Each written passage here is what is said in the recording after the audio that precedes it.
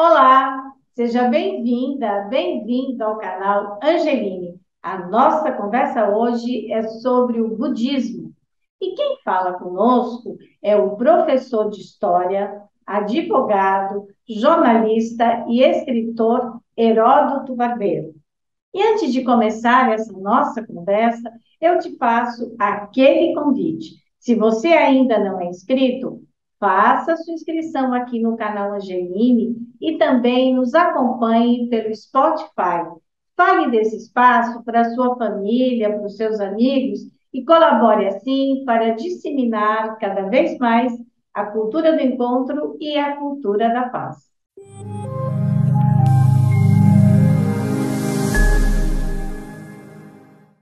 Heródoto Barbeiro, é um prazer recebê-lo aqui no canal Angeline. Muito obrigada por ter aceitado o nosso convite. Eu é que agradeço, muito obrigado pela sua gentileza e pelo seu convite. Olha, o Heródoto está aqui porque ele é, claro, um jornalista, é advogado, professor de história, uma pessoa que faz parte da vida de praticamente todos os jornalistas aqui do estado de São Paulo, do Brasil, né? Mas as pessoas que na cidade de São Paulo convivem e conviveram com Heródoto sempre têm boas histórias para contar. Mas hoje ele está aqui no canal Angeline porque o Heródoto é um budista, escreveu vários livros sobre o budismo. Então, Heródoto, eu queria que você começasse contando para a gente como é que você se tornou budista, ou se você sempre foi budista. Olha, na verdade, eu me tornei budista quando eu tinha 22 anos de idade, aproximadamente. Eu sou de uma família onde a minha mãe era cristã, meu pai era agnóstico, eu diria. E nesse período que antecedeu os 22 anos, eu militava na área de não religião. Uhum. Eu cheguei a frequentar o Centro Anarquista do Brás, em São Paulo, e vocês sabem, eles são absolutamente contrários às religiões. E eu li alguma coisa sobre religião, mas eu ah, não me acertava com elas, as que eu conhecia. E, circunstancialmente, eu fiquei conhecendo o budismo através de um professor da Universidade de São Paulo. O professor Ricardo Mário Gonçalves dava aula de Extremo Oriente e eu fui fazer o curso de História do Extremo Oriente. E aí eu soube que ele era monge de um templo budista em São Paulo. Tinha muito poucos naquela época. E eu fiz amizade com ele e ele uma vez me convidou, dizendo que se eu sabia inglês, que havia uma pessoa que precisava aprender inglês. E eu, como estava precisando do trabalho, falei, tá bom, me dá o endereço que eu vou lá. E eu fui. E era na rua São Joaquim, número 285, no bairro da Liberdade. Uhum. E aí eu cheguei lá, fiquei conhecendo um casal de japoneses, um senhor que eu fiquei sabendo que era o superior do templo, Xingu, e a mulher dele, que era a pessoa que precisava de aprender inglês para ensinar Ikebana para a mulher do cônsul da Inglaterra, ou do Reino Unido, aqui em São Paulo. E fui lá para pegar essas aulas. E aí ela não falava português, ela só falava japonês. Eu não falava japonês para ensinar inglês. Então eu percebi, não vai dar certo. Uhum. Mas eu passei por dentro daquela. Era uma casa velha, hoje é um templo. Naquela época era uma casa muito antiga, ali do lado da escola, na frente da escola, acho que era o Instituto Roosevelt. E eu passei por uma sala grande e tal, vi várias coisas no chão, vi também uma estátua de uma pessoa assim, dourada lá no canto, né, de pé. E eu perguntei para o professor Ricardo, eu falei, Ricardo, quem é aquele cidadão ali? Ele falou que ele é o Buda. Eu falei, Buda? Mas o Buda não é aquele gordo, sentadão, de orelha comprida, que fica dando risada? E bem no centro de São Paulo, na rua direita, tinha uma lotérica, uma grande lotérica chamada O Buda da Sorte. E Uhum. tinha um desses grandões sentado lá fora. Olha, pelo jeito você ainda continua absolutamente ignorante. Aquele que está ali é o fundador do budismo.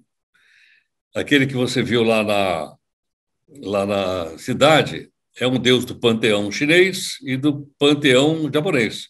No Uhum. Japão ele chama Jogo, é o deus da sorte. Falei, mas, Ricardo, o que é isso aqui? Ele falou, isso aqui é um templo budista da escola Soto, Soto Zen. Falei, é. E o pessoal fica aqui? Fica. Eu falei, será que eu posso vir aqui? Ele falou, se você quiser vir no sábado, fazer uma meditação aqui, 7 da noite, e eu apareci lá, 7 da noite. Eram poucas pessoas, a maior parte eram japoneses. Tinha um senhor e uma senhora que eram de origem alemã, mais uns 2 brasileiros. O Ricardo falava bem português e japonês, e eu. E eu fiquei assim bastante surpreso quando ele me disse: olha, tem que sentar e ficar olhando para a parede. Olhando para a parede? Eu vou ensinar você a sentar para você ficar olhando para a parede. Falei, e aí? Bom, você fica olhando para a parede para fazer meditação. Aí me ensinou a posição direitinho. Eu falei, e escutei, no que eu vou meditar? Ele falou, isso é problema seu, não é meu. Eu falei, caramba. Bom, sentamos todos em volta ali na sala, que eu depois aprendi com o nome de Zen Do, e começou o Zazen.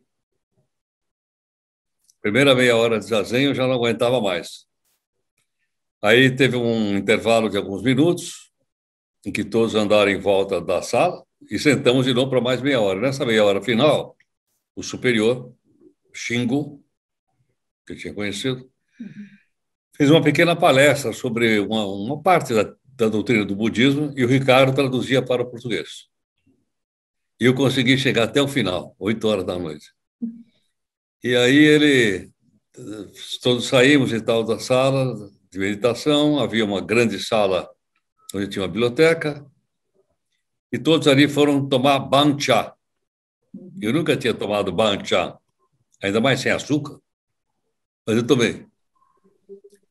Aí perguntei assim para o Ricardo, Ricardo, o que eu vou estudar para aprender o budismo? Para aprender o Zen? Ele falou, nada. Como assim nada? Eu falei, não, o Zen não se ensina.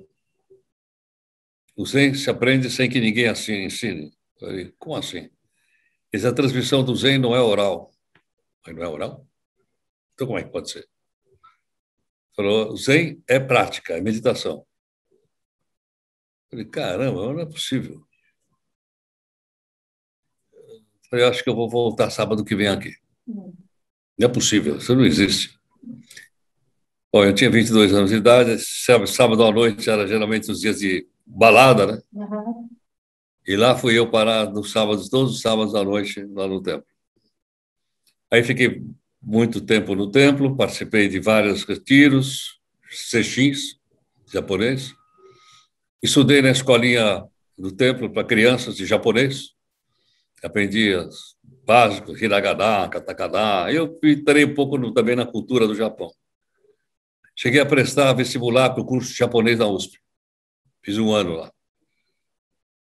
Mas aí foi me aproximando muito da religião. E aí eles, então, depois do tempo, acho que um ano, 2 anos que eu já estava lá, disseram, olha, você agora é considerado um monge leigo aqui na nossa comunidade, que é pequena, era muito pequena, e você, então, vai passar a ter o nome de um patriarca aqui da nossa escola, chamado Gento Ryotetsu. E eles me deram, então, um pergaminho com o nome dele escrito em japonês, em kanji, me deram um símbolo do budismo, que está comigo desde aquela época até hoje, que é essa pequena... É um símbolozinho Uhum. que retrata a samsara, também chamada de a roda da vida, Certo. que eu carrego comigo desde aquela época. Uhum. E aí eu passei a frequentar,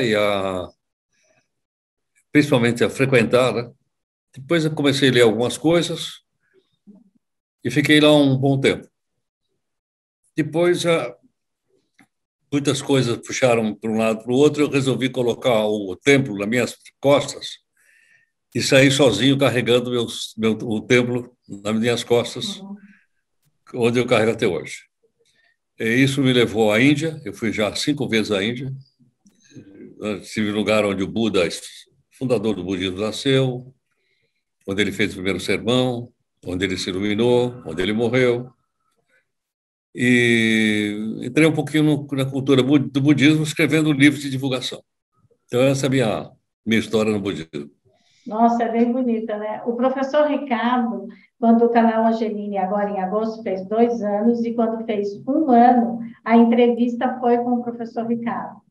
Ele era uma pessoa maravilhosa, né? E eu o conheci porque ele começou a fazer comentários nos vídeos. E em todos os vídeos que eram publicados, ele fazia comentários. Aí um dia ele disse: eu tenho mais de 80 anos, eu sou orientador do monge Vilar. O monge Vilar é quem me deu a ideia de criar o canal. E aí, não Virar, não sei se você o conhece. E aí ele me falou, daí eu liguei para o professor e marquei. Nossa, a entrevista foi maravilhosa, né? Então, Uma pena que ele já fez a passagem, né? Logo depois ele fez a passagem, mas a entrevista foi muito, muito boa. O professor Ricardo, ele se tornou meu amigo pessoal. Uhum. Eu acompanhei o casamento dele, o primeiro casamento, depois ele se casou novamente. E o meu casamento foi ele que oficiou num templo, não no Soto Zen, porque ele saiu do Soto. Uhum. Ele passou por uma outra escola chamada Shingon, Uhum. que tem um templo na Avenida do Cursino, lá no Bosque da Saúde. Certo. Então, eu e a Valquíria nos casamos lá, nesse templo, né, oficiado pelo monge Uhum. Ricardo, lá nesse templo. Então, eu me tornei amigo dele e admirador do trabalho dele. Era uma pessoa muito culta, Uhum. extremamente culta. Muito, muito Eu fui mesmo. aluno dele na escola, né, na universidade. E ele era um professor firme, né, Heródoto? Alguém Oh, assim, muito firme. né? Agora, Heródoto, quando as pessoas falam assim, o budismo, todo mundo fala naquela coisa zen, que parece que você sai da realidade ou não enfrenta a realidade. E que é mais fácil você ficar zen, achar que está tudo bem, mas você não interage com nada. Você é um jornalista, é advogado, professor de história, considerado um workaholic, né? Você trabalha muito. Como é que você concilia essas coisas? Porque, na minha cabeça, o budismo não é tão zen assim. Eles chamam um equilíbrio. Mas, de qualquer forma, a meditação, tudo isso, ela torna a pessoa mais tranquila, né? E como é que você faz com o budismo dentro da sua vida? Olha, a meditação pode ser feita num zendo. Eu tenho um sítio. Hum, O meu sítio tem um zendo, hum, mas ela pode ser feita em qualquer lugar. Ela pode ser feita na ponte aérea. Ela pode ser feita em qualquer lugar que você consegue controlar a sua mente, porque a meditação profundamente qual é? É controlar a mente. A mente é aquilo que a gente pensa é aquilo que a gente é. uhum, Então nós temos que controlar a nossa mente. E esse controle, ele se dá a meditação é um exercício para o controle da mente, onde você desenvolve o eu verdadeiro da mente. O eu não verdadeiro é aquele que a gente colhe através dos sentidos. Visão, audição, fato. Então, nossa mente gira em todos os nossos sentidos. Mas nós temos uma outra mente, que é essa mente, o eu, o verdadeiro eu, que é aquele em que você domina a mente, em que você consegue conviver com as coisas, né? E consegue entender o que nós estamos fazendo aqui. uhum. Né? É esta mente. Então, é uma prática diária, constante, cotidiana, a qualquer momento, né? Para que você possa controlá-la. E ainda assim, ela foge. Ela é terrível. É mesmo. Ela Agora, é a mente, Heródoto, não, desculpa. a mente mente. Agora, Heródoto, a meditação que você diz é a meditação de você estar no presente. É essa. Então, se você está, nós estamos agora aqui conversando, nós estamos conversando. Nós não vamos olhar o celular, sair daqui, prestar atenção em quem vai passar por perto, nada disso. Esse é o treinamento na meditação budista, é isso? Exatamente. A meditação budista é aquela que diz assim: o trem não chegou ainda, portanto, ele não existe. É o futuro. Uhum. Olha, o trem já foi embora e você está lá na estação. É o passado. Ele não existe mais. E eu estou ali na estação. O que eu estou fazendo ali? Eu estou vivendo o momento presente. Então, a mente precisa ser educada para viver o momento presente. Isso não quer dizer que as pessoas não possam fazer plano? Podem. Isso não quer dizer que as pessoas não podem se programar? Podem. Isso não quer dizer que as pessoas não podem fazer o planejamento estratégico? Podem. Mas não podem se agarrar a eles. Uhum. Não é? É como dizer para o budista: você é budista e usa um relógio Rolex? O budista pode usar um relógio Rolex? Pode. Só não pode se apegar a ele. Certo? Agora, sabe uma coisa que me intrigou? Eu não sabia que você era um monge. Conversando uma vez com a monja Wen, ela disse que o cabelo no budismo ele é a maior vaidade que alguém tem. Então, por isso raspa o cabelo. Você já chegou a raspar o seu cabelo? Você continua um monge? Ai, ai. Olha, para ser monge budista, não precisa cortar o cabelo, nem raspar o cabelo, nem vestir uma roupa.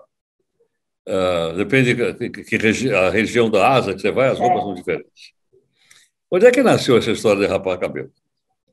Quando o fundador do budismo, Siddhartha, abandonou o palácio real, ele era hinduísta.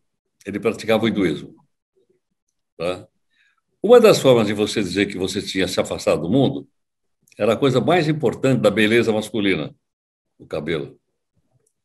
Então, antes de entrar na floresta, pela primeira vez, ele tinha 29 anos, Siddhartha, ele rapou o cabelo. Então, esse passou a ser um símbolo do budismo, não é? Que é a cabeça raspada, tanto para homem como para as mulheres, imitando o gesto do Siddhartha, né, dizendo: olha, eu estou renunciando, então, a tudo aquilo que eu tive até agora, e o símbolo disso é raspar o cabelo. Mas isso não quer dizer necessariamente que você precisa raspar o cabelo, nem a sobrancelha, uhum, certo. né? Nem vestir o manto. Né? O budismo é uma condição humana, essencial. Né? Uhum. Ele não está preocupado com que tipo de roupa você está. Se ela é laranja, se ela é marrom, como no Japão, se ela é cinza, como na China, e por aí afora. E mesmo porque se você tem cabelo comprido ou não. Se você for no Butão, onde eu já estive, os Budas têm cabelo comprido Uhum. e têm barba. Né? É que a gente toma a essência do budismo pela sua forma. Aham. Na verdade, é uma coisa muito natural. Né? Mas E a pelo que essência, mais a gente conhece também, né? Uhum. exatamente, a gente toma por aí. Agora, Heródoto, e também o budista, ele não é uma pessoa vegetariana. Ele pode comer tudo que ele quiser. É isso? Se ele pode, perdão? Comer tudo que quiser. O budismo, ele é, todo mundo que é budista é Não. vegetariano. O budismo parte do princípio de que as pessoas são responsáveis por aquilo que elas fazem. O budismo tem aquele princípio dizendo o seguinte: tudo que está acontecendo teve uma causa anterior. É o princípio, né, da ação e reação. Uhum. Que os budistas intuíram isso muito tempo antes dos pensadores ocidentais. Então, o que está me acontecendo agora teve uma causa anterior. E o Buda dizia, cesse a causa e cesse a consequência acaba. Né? Então, esse é um dos seus ensinamentos. Então, a gente percebe que esse caminho é um caminho que é um pouco conflitante com o mundo ocidental, né? Que é um mundo, vamos dizer assim, do materialismo, do aqui e agora, de tudo aquilo que você quer. Mas os budistas respeitam a intimidade das pessoas. Se você quer cortar seu cabelo ou não, o problema é você que decide. Se você é a favor ou contra a liberação da maconha, é você que decide. Se você é a favor ou contra o aborto, é você que decide. Os budistas não têm, o budismo não tem dogmas. Eu não tenho domínio de uma pessoa sobre outra. O máximo que eu posso dizer para você é o seguinte, olha, sabe como é que é nadar? Nadar assim, senta na piscina, bate a mão, bate o pé e tal, você vai nadando. Mas se você não entrar na piscina e não nadar, nunca você vai aprender. Então, o budismo se afasta dessas coisas porque ele respeita, né, a autodeterminação de cada ser humano e cada ser humano escolhe o seu caminho. E também o budismo acredita que quando a gente morre, a gente pode voltar na reencarnação ou um ser humano, ou um animal, ou um inseto, ou uma flor, uma planta, não é? Que é diferente da reencarnação do espiritismo, né? Então, a reencarnação do budismo, ela não se parece com a reencarnação do espiritismo. Na reencarnação do espiritismo, salvo engano, a família da minha mulher é espírita, e eu já fui no túmulo do Allan Kardec, a pessoa não perde a sua personalidade, Uhum. não é verdade? E há etapas em que a pessoa passa por certas etapas para se aprimorar. No budismo, o karma, ele não tem essas mesmas características. O karma das pessoas é uma energia. No budismo não existe alma, como a gente entende no Ocidente.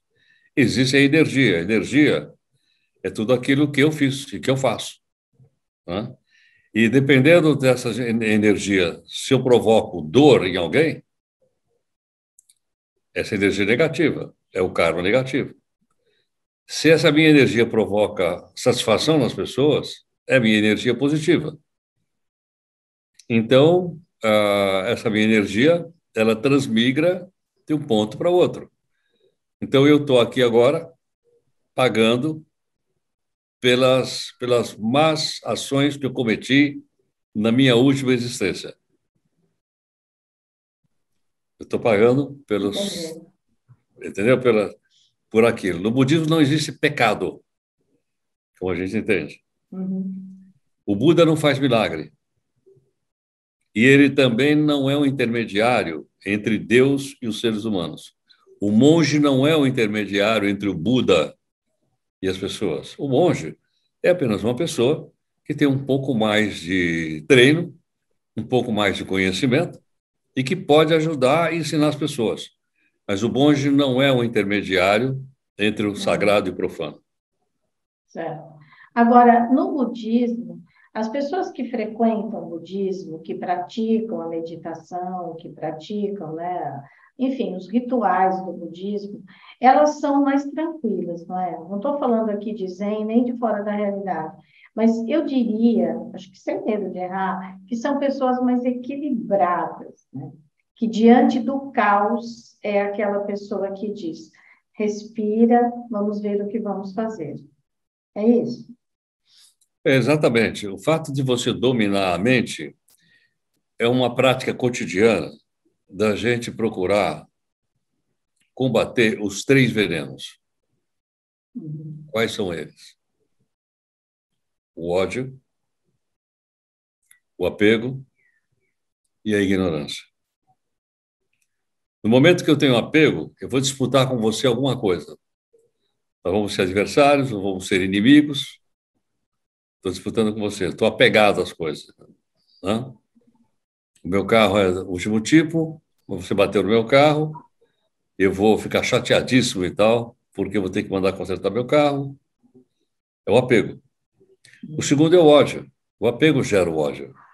Né? No momento que eu e você queremos a mesma coisa, nós passamos a nos odiar. E o terceiro é a ignorância. A ignorância não é saber ler e escrever. A ignorância é não ver as coisas como elas são. A ignorância é ver as coisas como a nossa mente vê.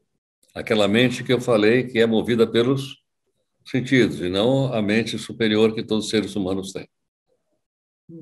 O Paulo Freire definia a ignorância como algo que você já conhecia e você, sabendo que é desse jeito, você faz de outro.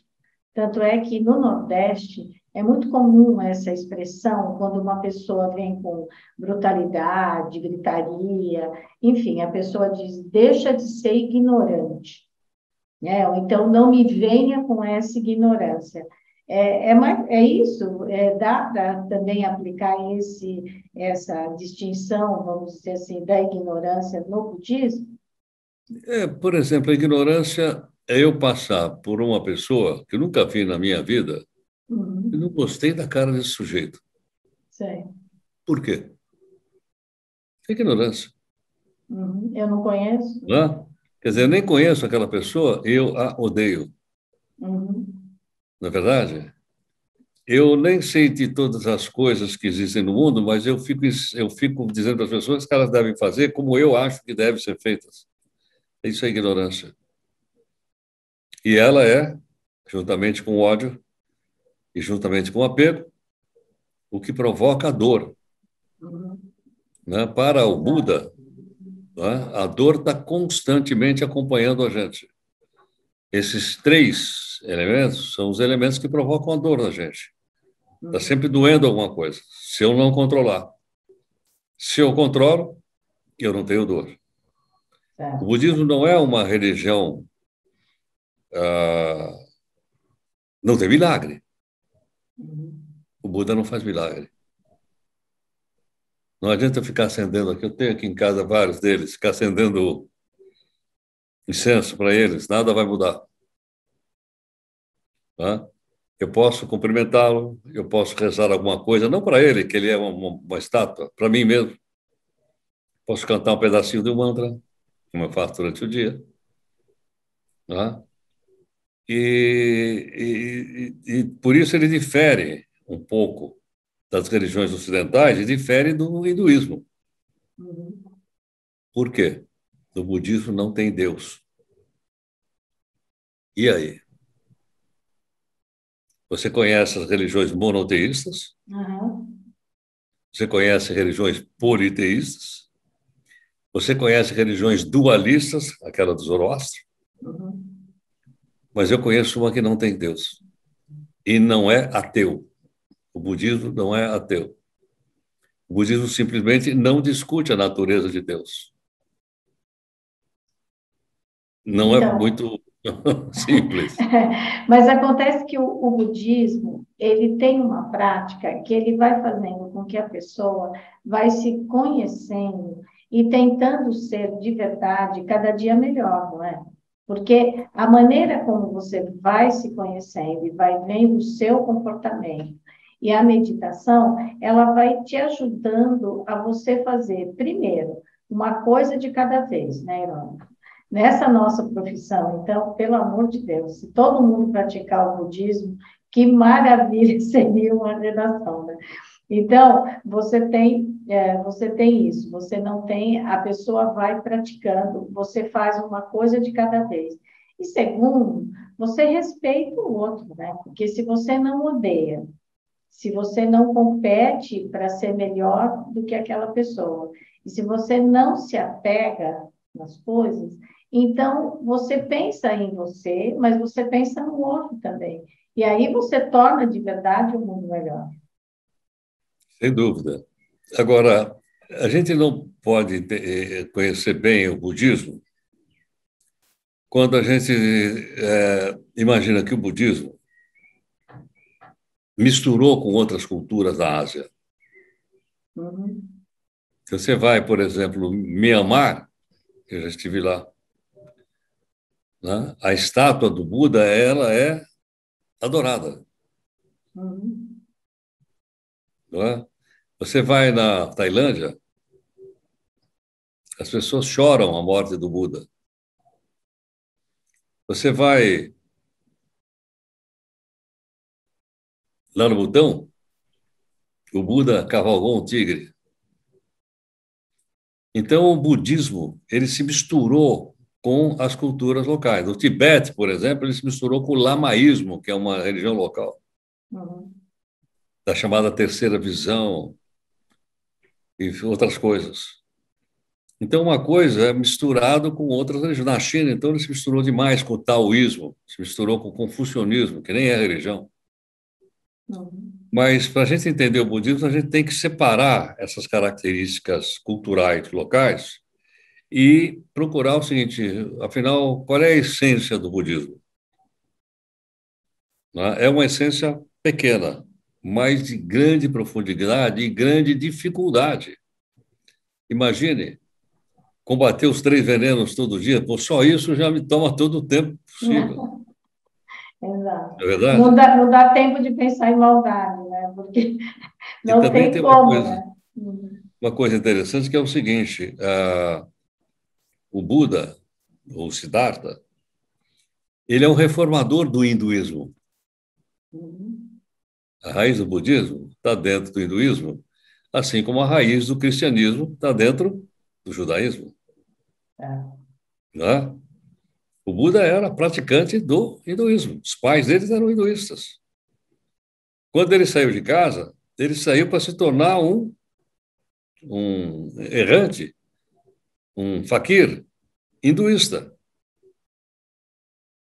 Ele simplesmente saiu para procurar a fórmula de acabar com a dor.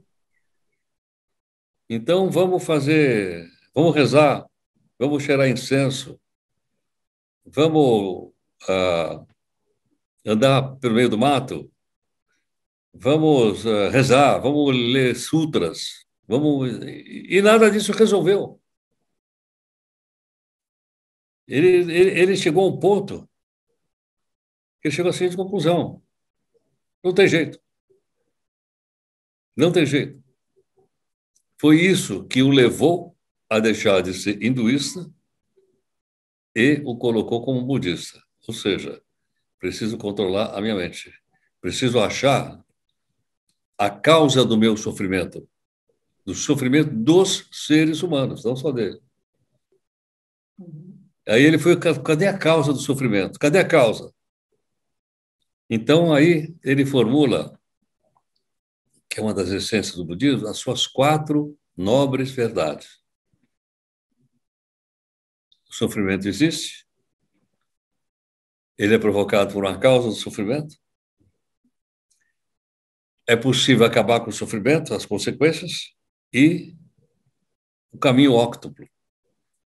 As 8 sendas, essa correntinha mesmo tem 8 sendas, para colocar isso em prática. Isso é o budismo.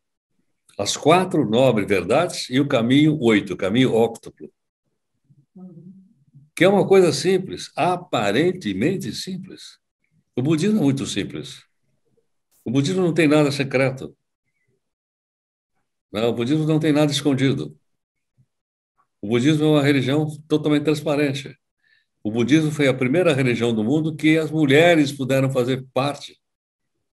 Até hoje, você vai numa sinagoga, as mulheres são colocadas no canto. Uhum. Você vai numa mesquita, as mulheres são colocadas no outro canto.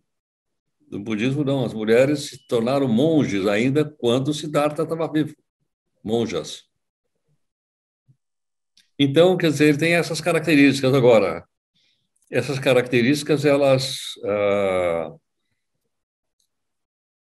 existem no Ocidente, muito pouco. Muita gente vai lá para ver a estátua do Buda. Ótimo, maravilhoso. Eu também vi muitas estátuas do Buda. Mas para mim aquilo é apenas uma repreensão. E para algumas pessoas, não, aquilo é o culto. Há uma idolatria sim. Há uma idolatria sim. Porque aquilo é o falso budismo, aquilo é o budismo da aparência. Nada contra, se a pessoa quer fazer isso, ela tem o direito de fazer. Claro. Não é pecado, não é? Mas não foi isso que o Mas Siddhartha ela ensinou. foge da essência, né? Entendeu? Não foi isso que o Siddhartha ensinou. Né? Então, essa meditação que o Buda praticava é uma meditação que também veio do hinduísmo, chamava dhyana. Uhum. Né? Essa meditação dhyana é a base do budismo, é a base do que a gente falou até agora da meditação. Quando o Bodhidharma, que é um monge lá, já pelo século acho que sexto, depois do nascimento de Cristo, o budismo já tinha espalhado na China, já tinha virado um monte de coisa lá. E ele levou, então, a meditação dhyana para a China e fundou uma escola dhyana lá. Ocorre que os chineses não conseguem falar dhyana. Uhum. Os chineses falavam Chan. A escola do Bodhidharma é Chan. Chan. Quando alguns mestres japoneses foram estudar a escola Chan, lá na China, e os japoneses não conseguiam falar Chan, Uhum. falavam Zen. É a mesma coisa. Entendi. Heródoto, nossa, é uma pena que o seu tempo é curto aqui para conversar conosco, porque, nossa, a sua sabedoria sobre o budismo é maravilhosa, né? Eu fiquei pensando enquanto você falava, e parece que o budismo vai tomando um rumo como o cristianismo, né? Que daí foram se formando várias igrejas, várias maneiras de viver a doutrina de Jesus Cristo, na verdade, né? Então, o budismo também ele foi se adaptando a algumas formas, e daí tudo ficou como budismo. Me parece que é isso, não é? É, exatamente. E tem mais um detalhe curioso, Uhum. que é o seguinte: o Buda viveu no século V a.C. Sócrates também, Lao Tse também, Confúcio também, Zoroastro também. Olha que interessante. Uhum. É um período que um filósofo alemão chamado Karl Jasper chama de Era Axial. Olha, todos esses caras viveram na mesma época.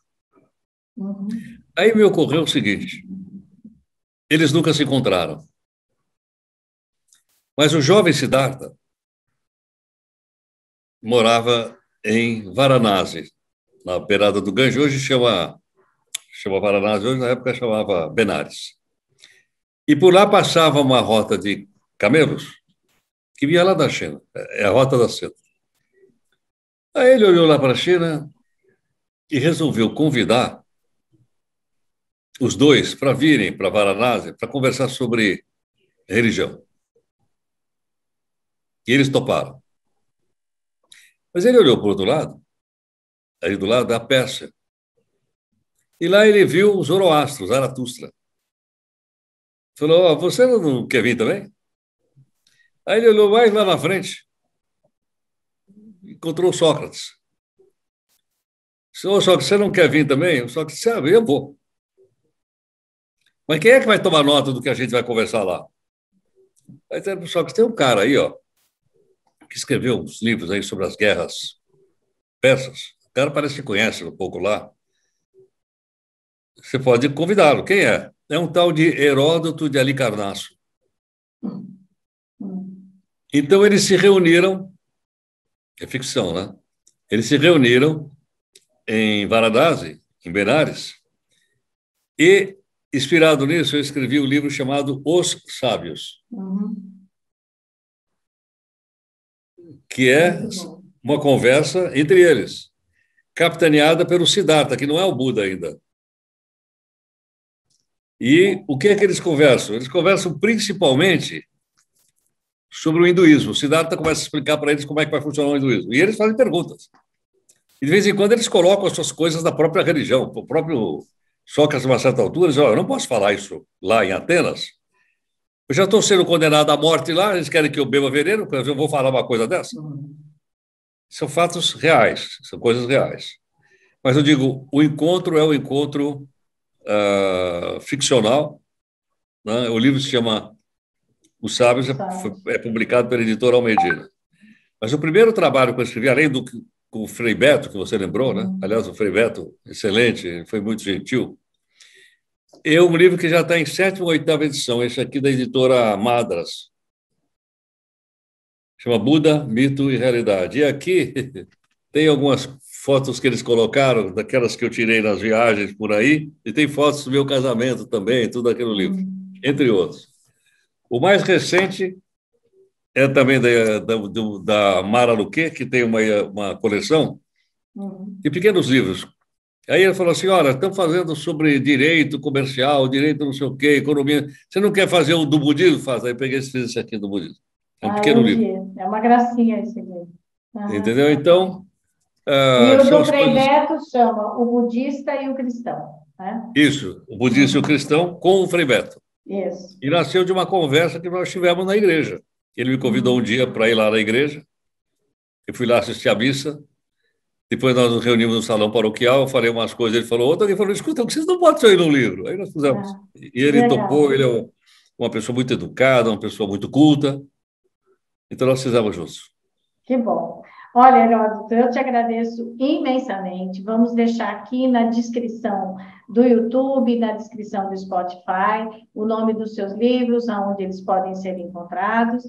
E também eu te agradeço principalmente por você expor, contar suas histórias, contar, né, escrever, porque quando a gente deixa as coisas escritas, né, mais gerações terão oportunidade de conhecer, mais pessoas, mesmo muitas que nunca vão ter contato com você. Então, quando a gente escreve, é muito importante, né? E uma pessoa com a sua lucidez, com a sua cultura e também com a sua vivência, é muito importante esses livros, né? Porque você vai contando de histórias que você viveu, que você vivenciou, mas principalmente que você sentiu, que é o que eu entendo da meditação, né? Que é uma coisa que você vai sentindo.